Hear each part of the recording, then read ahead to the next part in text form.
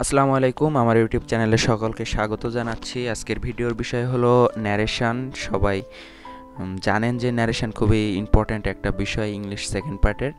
তো আজকের ভিডিওতে আমরা ন্যারেশন সম্পর্কে আলোচনা করার চেষ্টা করব। তো এটার যে দুইটা পার্ট আছে, ইনডিরেক্ট স্পিচ বা ডিরেক্ট স্পিচ, এই দুইটা সম্পর্কে আমরা ইনডিরেক্ট স্পিচ থেকে কিভাবে ডিরেক্ট স্পিচে কনভার্ট করতে পারি বা ডিরেক্ট স্পিচ থেকে কিভাবে ইনডিরেক্ট স্পিচে কনভার্ট করতে পারি সে সম্পর্কে আলোচনা করব। যদি ভিডিওটা প্রথম থেকে শেষ অবধি দেখেন তাহলে আমি আশা করি ন্যারেশন সম্পর্কে আর আপনাদের কোনো সমস্যা থাকবে না। তো আর বেশি কথা না বাড়িয়ে লেটস স্টার্ট দ্য ভিডিও।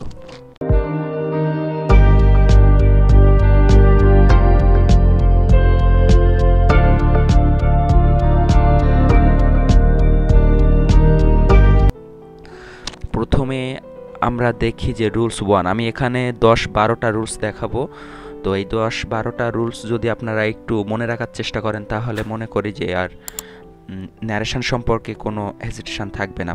তো রুলস 1-এ কী আছে দেখেন, ডিরেক্ট স্পিচে রিপোর্টিং ভার্বের মাঝে অথবা শেষে থাকলে ইনডিরেক্ট স্পিচে রিপোর্টিং ভার্ব বাক্যের একদম শুরুতে হবে। তো আমি সর্বপ্রথম এই ব্যাপারে একটু হিন্টস দিই যে ইনডিরেক্ট স্পিচ কী আর ডিরেক্ট স্পিচ কী। অর্থাৎ আমি যদি বলি ডিরেক্ট স্পিচ কী, যে বাক্যটা সরাসরি বলা হয়, মানে ওই যে আমি এটা বলতে পারি যে অ্যাক্টিভ ভয়েস করছিলাম আগে, আমরা অ্যাক্টিভ ভয়েস অ্যাসিভ ভয়েস করছিলাম, অর্থাৎ সরাসরি কর্তা সরাসরি যদি বলে সেটা হলো ডিরেক্ট স্পিচ, বাট কর্তাকে যদি দিয়ে বলানো হয় তাহলে সেটা ইনডিরেক্ট স্পিচ। তো এইটুকু বুঝতে পারছেন আশা করি। তো এখন এখানে দেখেন ডিরেক্ট স্পিচে কি বলছে, will you play football tomorrow, I asked Atif. তো এখানে ডিরেক্ট স্পিচে বলছে will you play football tomorrow, I asked Atif. তো আতিককে জিজ্ঞেস করলাম আমি। তো এখানে যেহেতু এটা কি সেন্টেন্স এটা প্রথমে দেখতে হবে, তারপর কি টেন্স এটা দেখতে হবে। টেন্স কিন্তু খুবই ইম্পর্ট্যান্ট একটা বিষয়, আমি টেন্স সম্পর্কে আগেও ভিডিও করছি, আপনারা ইচ্ছা করলে সেটা দেখে নিতে পারেন। তো এখানে ইন্টিগ্রেটিভ সেন্টেন্স আছে, এইটা প্রথমে দেখেন উইল ইউ প্লে ফুটবল, এখানে শেষে দেওয়া আছে ইন্টিগ্রেটিভ সাইন। তো এখানে যেহেতু আমি বলছি যে শেষের এই যে রিপোর্টিং ভার্ব বাক্যের একদম শুরুতে বসবে, তো এখানে আই আস্কড আতিফ ছিল, তো এটা আগে চলে আসবে আই আস্কড আতিফ। এখানে ইফ হলো কেন, এখানে কিন্তু এটা ডাব্লুএইচ কোশ্চেন দিয়ে শুরু হয় নাই। ইন্টিগ্রেটিভ সেন্টেন্স হইলে এবং যদি সেই সেন্টেন্সটা যদি ডাব্লুএইচ কোশ্চেন না হয় তাহলে ইফ হবে। তো এখানে হয়েছে আই আস্কড আতিফ ইফ। এবার হি হলো কেন, এখানে ইউ হলো আছে, তাকে জিজ্ঞেস করতেছে, এই জন্য হি হলো he would play football the next day. এই যে টুমরো থাকলে এটারে হবে দি নেক্সট ডে হবে, এটা অবশ্যই মনে রাখবেন। টুমরো থাকলে দি নেক্সট ডে হবে, আর ইয়েস্টারডে থাকলে দ্য প্রিভিয়াস ডে হবে। ওকে, তো এইটুকু আশা করি বুঝতে পারছেন। এখানে বলছে কি I asked Atif if he would play football the next day. নেক্সটে আছে দ্বিতীয় বা তৎপরবর্তী রিপোর্টেড স্পিচকে ইনডিরেক্ট করার সময় অ্যাসার্টিভ সেন্টেন্সের ক্ষেত্রে অ্যাডেড বা further added, also said, again said হবে। অর্থাৎ এটা কিন্তু প্যাসেজ ন্যারেশনের ক্ষেত্রে যে একজন কর্তা প্রথমে একটা লাইন বলল, তারপরে সেই সেম কর্তাই আরও একটা লাইন বলল, বা তারপরে আরও একটা লাইন বলল, তাহলে এখানে কিন্তু এই যে অ্যাডেড হবে প্রথমে হলো, তারপরে হলো ফার্দার অ্যাডেড, তারপরে অলসো সেইড, তারপরে এগেন সেইড, এইভাবে আমরা একের পর এক দিয়ে দিব। এবং ইন্টিগ্রেটিভ সেন্টেন্সের ক্ষেত্রে also asked, further asked, again asked হবে সেম। তো এখানে দেখেন আমরা যদি এক্সাম্পল দেখি অবশ্যই বুঝতে পারবেন। এখানে ডিরেক্ট স্পিচে কি আছে, the teacher said to me you can stop reading, you may read tomorrow. দেখেন এটা কিন্তু ডিরেক্ট স্পিচ, এখানে বলছে কি the teacher said to me, শিক্ষক আমাকে বলল ইউ ক্যান স্টপ রিডিং, তুমি পড়া এখন বন্ধ করতে পারো, ইউ মে রিড টুমরো, তুমি নেক্সট দিনেও এটা পড়তে পারবে। এখানে দেখেন এই টিচার কিন্তু আমাকে বলছে না, দুইটা লাইন বলছে কিন্তু, ইউ ক্যান স্টপ রিডিং এবং ইউ মে রিড টুমরো, এই দুইটা লাইন বলছে, এই জন্য আমরা এখানে এই রুলস অ্যাপ্লাই করতে পারি। দেখেন এটার অ্যান্সার এই সাইডে আছে।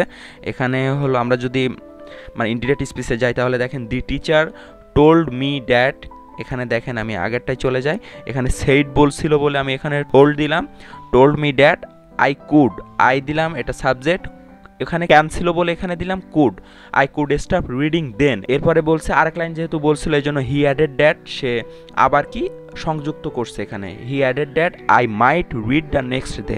আমি বলছিলাম যে টুমরো থাকলে কি হবে, দ্য নেক্সট ডে হবে।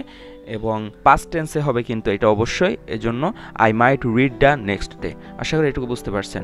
রুল 3 এতে কি আছে দেখেন, রিপোর্টেড স্পিচে শুধু ইয়েস দেওয়া থাকলে ইন্ডিরেক্ট স্পিচের স্ট্রাকচার হবে subject plus replied in the affirmative. এটা খুবই সহজ একটা রুল। দেখেন যদি রিপোর্টেড স্পিচে যদি ইয়েস দেওয়া থাকে, ও অনেকে যে প্রশ্ন করে তারপরে যে আমাদের উত্তরে যে ইয়েস থাকে না, এটারে আমরা যদি ইন্ডিরেক্ট করতে চাই তাহলে কি হবে, রিপ্লাইড ইন দ্য অ্যাফার্মেটিভ।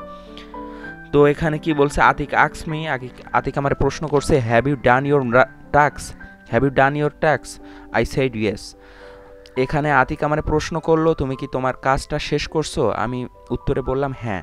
তো এখানে বলবো আমরা আতিক আস্কড মি, ইফ হবে কেন, এখানে কিন্তু এটা কিন্তু ডাবল এস করছেন না, এই জন্য if I had done my task, এখানে আই দিলাম, হ্যাড দিলাম কেন, এখানে পাস্ট টেন্সে আছে প্রথমে, এই জন্য আই হ্যাড ডান, এই যে ডান ডু এর V3, তো এখানে ডান তো অলরেডি আছেই, ডান মাই টাস্ক।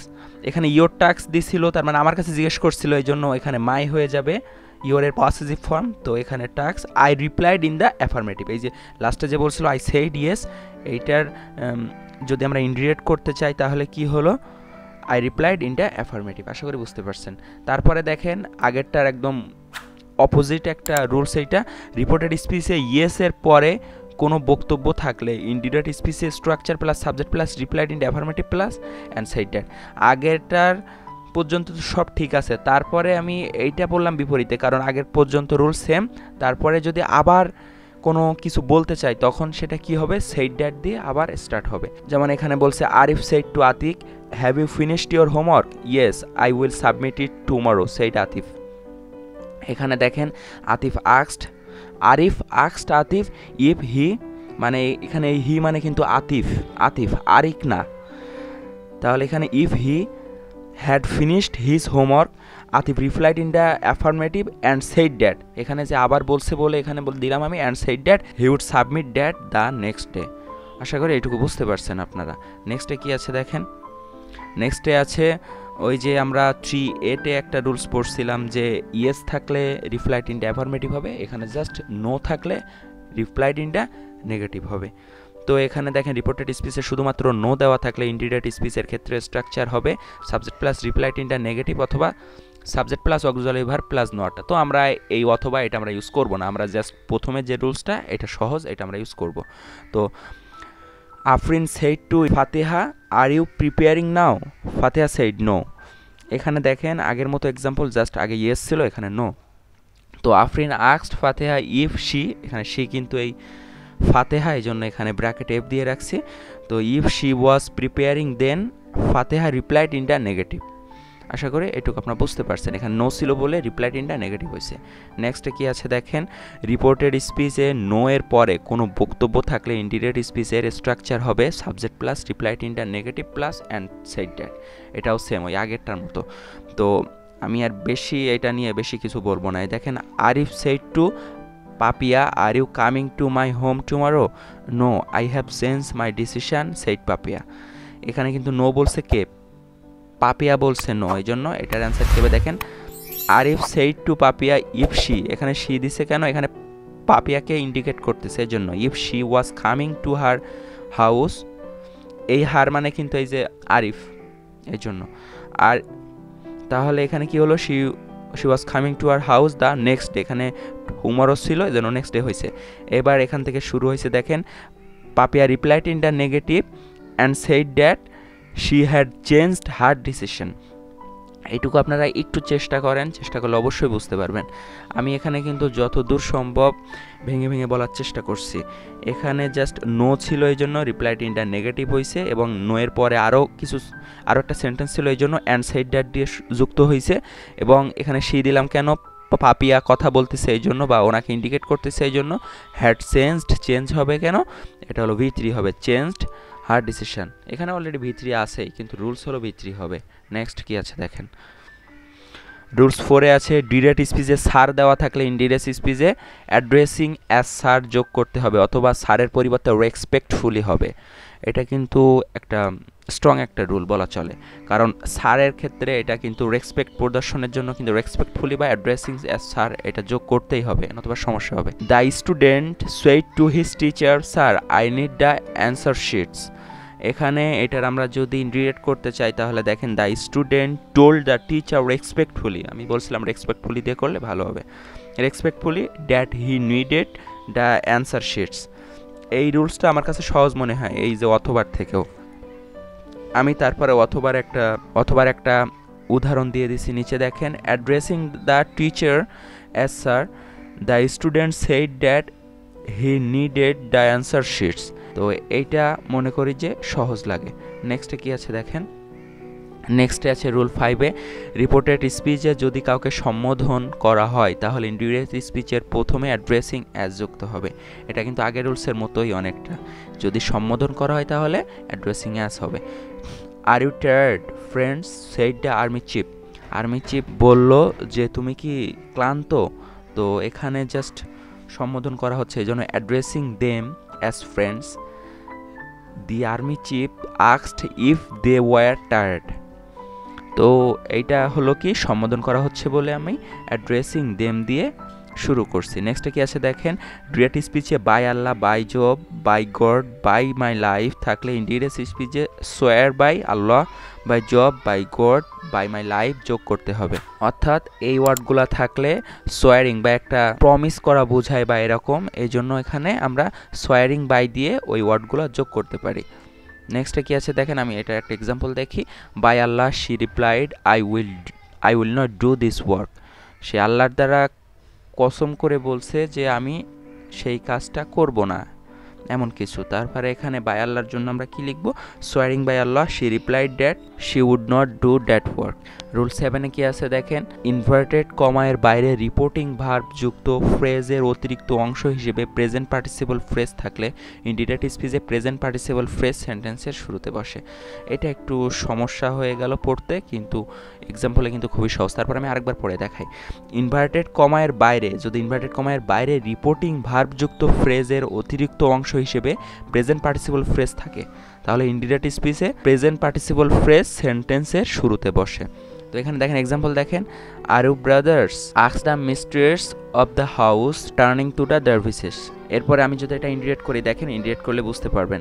তো এটা বলছিল যে প্রেজেন্ট পার্টিসিপল ফ্রেজ সেন্টেন্সের কিসে বসে, শুরুতে বসে, এই জন্য এই সেন্টেন্সে প্রেজেন্ট পার্টিসিপল কি আছে, টার্নিং টু দ্য ডার্ভিস। তো এখানে আমি দিলাম এখানে turning to the dervishes the mistress of the house asked if they were brothers.